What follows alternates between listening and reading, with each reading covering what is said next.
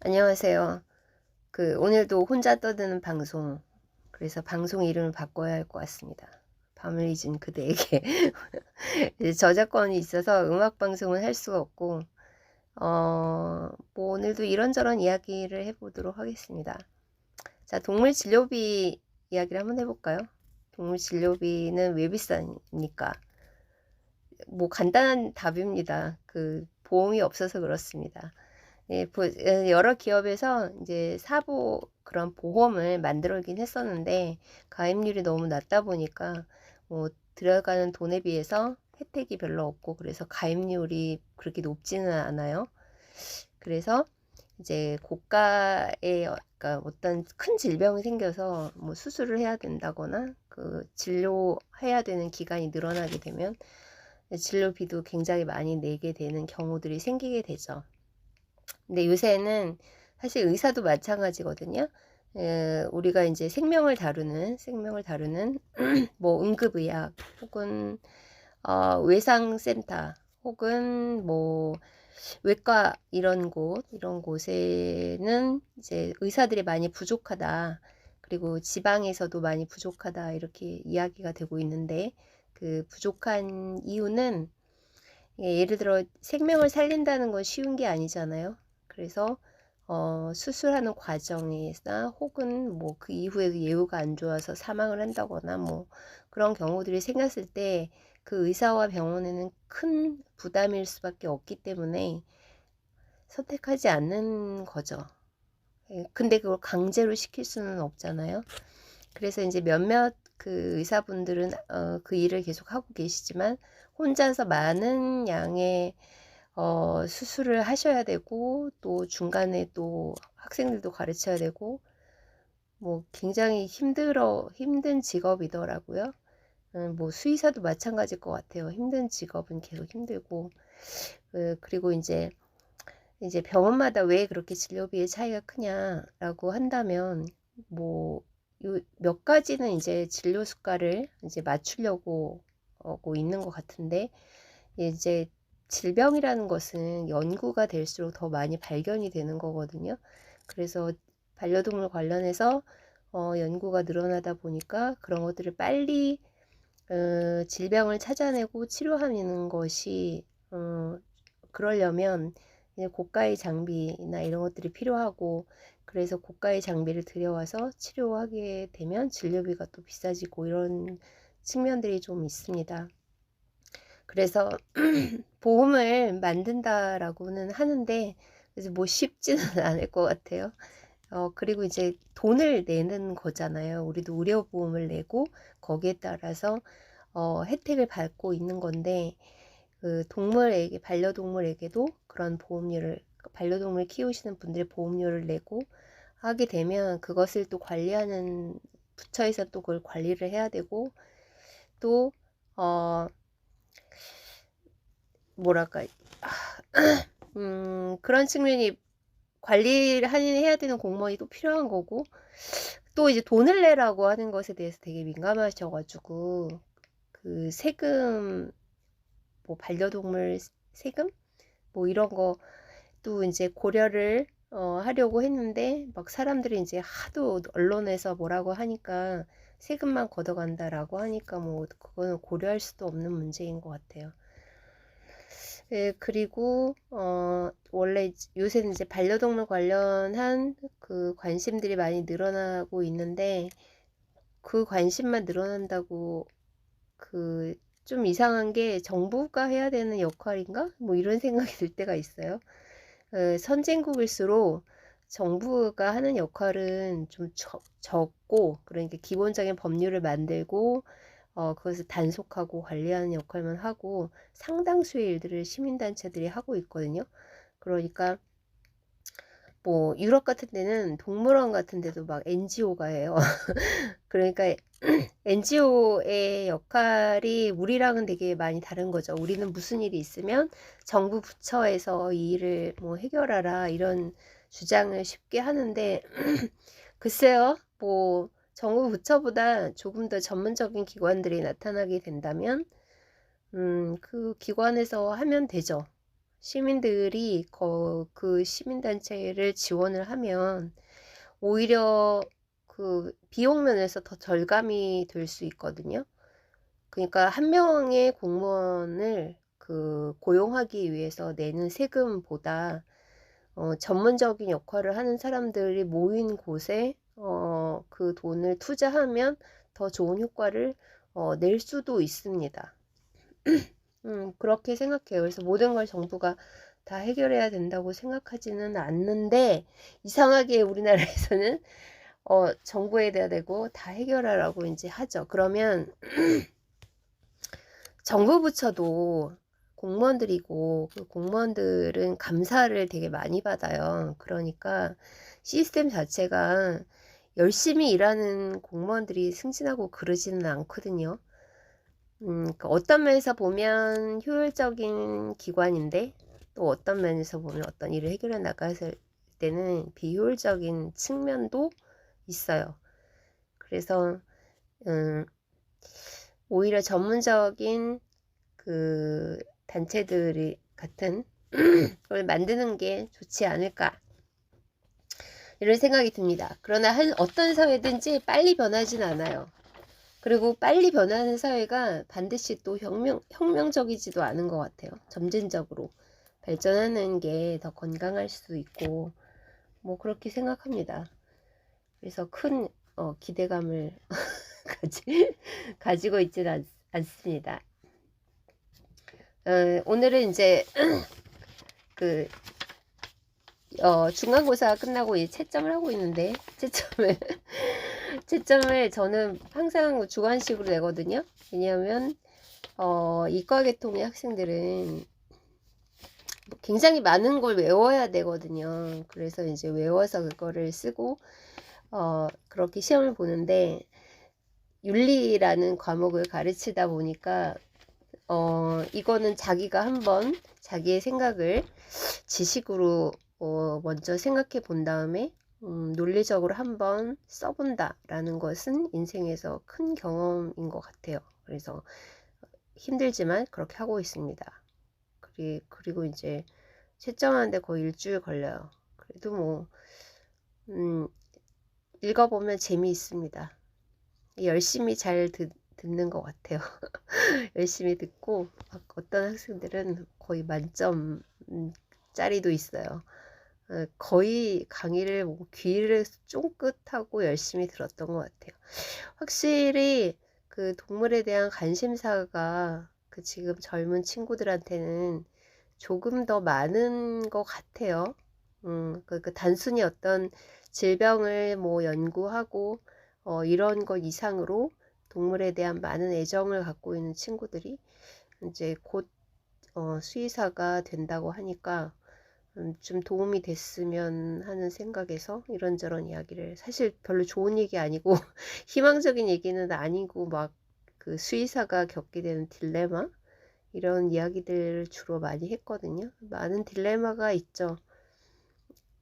그 딜레마 중에 하나는, 저는 사회가 참 그 의료진들에게 가혹할 때가 있다고 생각할 때가 있어요.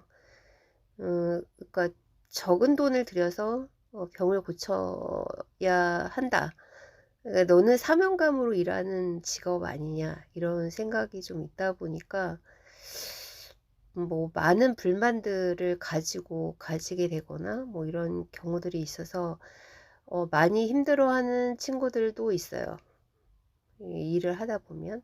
그리고 이제 자영업자가 되기도 하지만 어떤 기관에 들어가서 직원으로 일하기도 하는데, 아직까지 우리 사회가 이 전문 직업인을 전문 직업인답게 대우하기보다는 좀 기능인으로 많이 보는 것 같아요. 그래서 기능인으로 보게 되면 윗사람은 따로 있고 우리가 시키는 대로 해라, 이런 게 많이 있다 보니까 많은 심리적 갈등을 겪는 것 같더라고요. 그래도 6년간 공부를 했는데, 이쪽 분야에서 자기가 많이 알고 있는데, 이제 지시를 받고 어떤 진료의 제안을 받고 이런 것들이 생길 때 갈등 상황을 많이 겪는 것 같아요. 그래도 인생에서 갈등을 피할 수는 없죠. 어떤 직업인이 되든 그 갈등을 피할 수는 없는 것 같아요. 그리고 매일매일 그것을 좀 참아내고 인내하고 그렇게 하면서 하루하루를 견뎌내는 거. 그러려면 운동도 열심히 해야 되고 독서도 많이 해야 되고 자기 연구도 많이 할 필요가 있을 것 같습니다.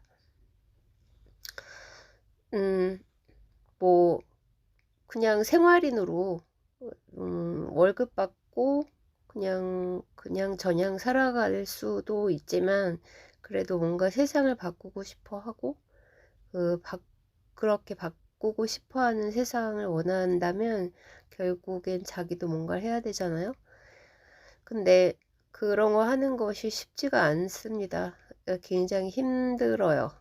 세상을 바꾸고자 하는 뭔가 이걸 그렇게 사는 사람들은 다 좀 힘든 것 같아요. 그러면 나는 당신은 뭐냐 이렇게 얘기하면 저도 힘들죠. 20년간 일을 했는데 많은 일들이 있었고 그리고 결국에도 이제 많이 혼자서 일을 해야 되는 일들도 많이 있고 그래서 어렵습니다. 경제적으로도 뭐 윤택하지 않고 그렇지만 세상에 어떤 문제를 제기하는 사람은 있어야 한다고 생각해요. 왜 그게 문제지? 이거는 왜 문제가 되는 거지? 이런 것들을 사고하는 것이 어느 날 갑자기 제가 무슨 초능력이 생겨서 그런 걸 발견하게 된 것은 아니고 가끔 이렇게 말씀하시는 분들이 있더라고요. 그 철학은 그거 뭐하러 배우냐고? 왜 배우는 건가요? 그럼 제가 또 한번 물어볼게요. 그럼 수학은 왜 배웁니까? 대학 가려고 배우나요? 아니죠. 그 수학은 학문의 기초죠. 아주 기초적인 것. 수학을 모르고서는 이과계통의 학문을 연구할 수 없는 것처럼 철학은 사고를 훈련하는 학문입니다. 생각하는 것을 훈련하는. 이게 훈련이 잘 되어 있으면 어떤 사물을 보거나 어떤 사건을 보거나 했을 때 다른 사람의 말이나 이런 거에 쉽게 동요되지 않아요. 항상 물어보거든요. 스스로한테 그게 맞는 걸까? 과연 그럼 저 사람이 저렇게 말하는 것은 왜 저런 의도를 갖고 말하는 걸까? 이런 것들을 계속 생각하게 하는데 그런 훈련을 하기 위한 것이 철학이라는 학문이 아닌가 싶습니다. 그래서 저는 다른 사람들이 하는 말을 다 곧이곧대로 믿지를 않아요. 모든 사람들의 말에는 의도가 있어요.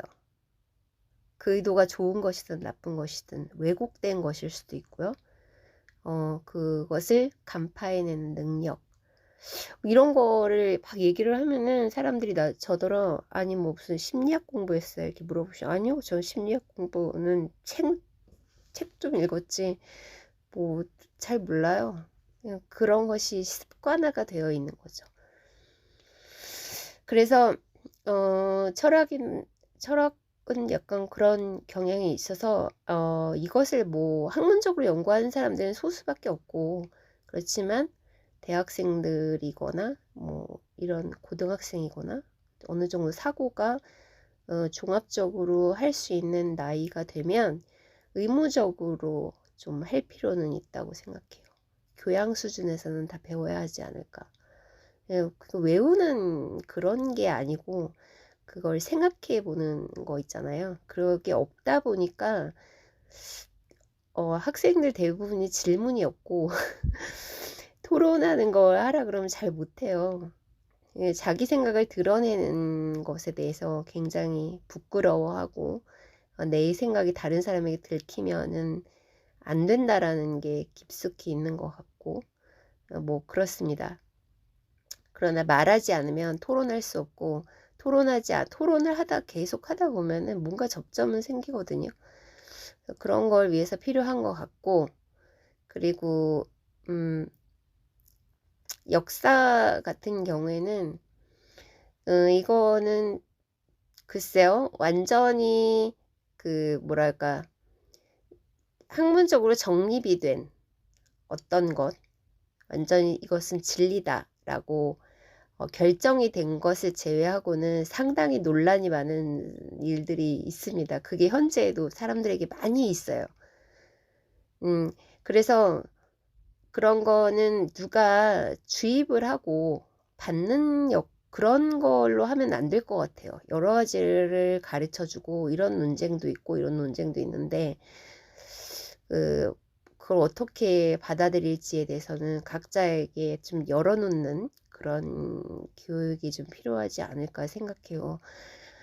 그러니까 예전에는 저는 그 사탐 강사였어가지고 역사도 가르치고 막 그랬는데, 이제 우리나라는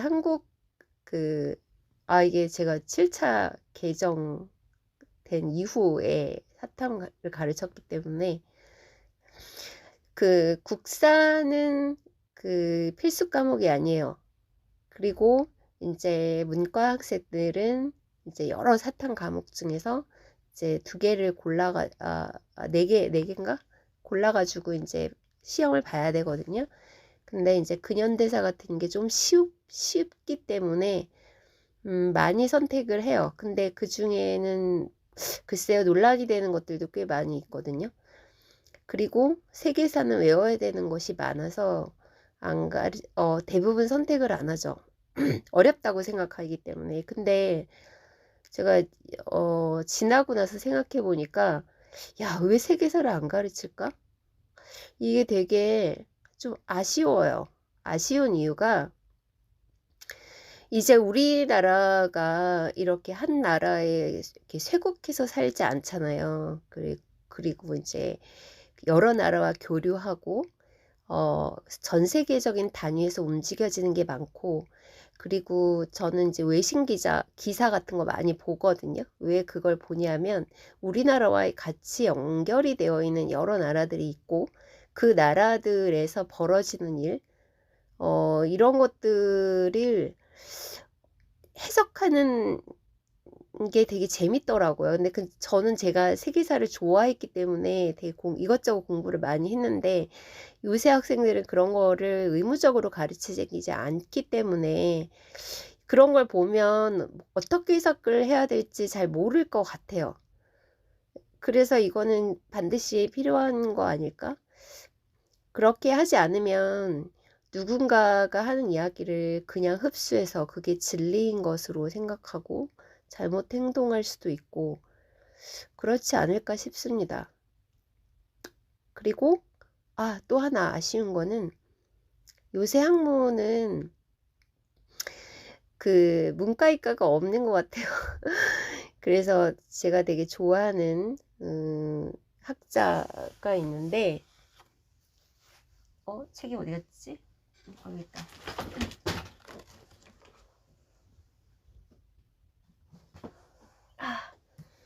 자, 스티브 핑커라는 학자가 쓴 빈서판이라는 책입니다. 됐다 두꺼워요, 이 사람은. 네, 심리학자인데, 이분이 얘기하는 거는 거의 막 진화론에 가까운 사회 진화론? 뭐 이런 얘기를 하시거든요. 나중에 이제 책 소개를 아마 뭐 하겠죠? 뭐 책 소개를 할 때 한번 설명을 드리고 싶은데, 인간의 본성이라는 것이 있나? 뭐 그런 이야기거든요. 되게 재밌어요. 근데 이런 거를 사람들이 읽지 않잖아요. 근데 읽지 않는 거는 재미가 없어서인 것 같고, 재미를 느낄 만한 게 없어서 그런 건 아닐까, 이렇게 생각이 들었습니다. 이 얘기 저 얘기 하다가, 오늘은 이 정도에서 하고, 좋은 밤 되세요. 구독, 알림 설정, 좋아요 눌러주세요. 감사합니다.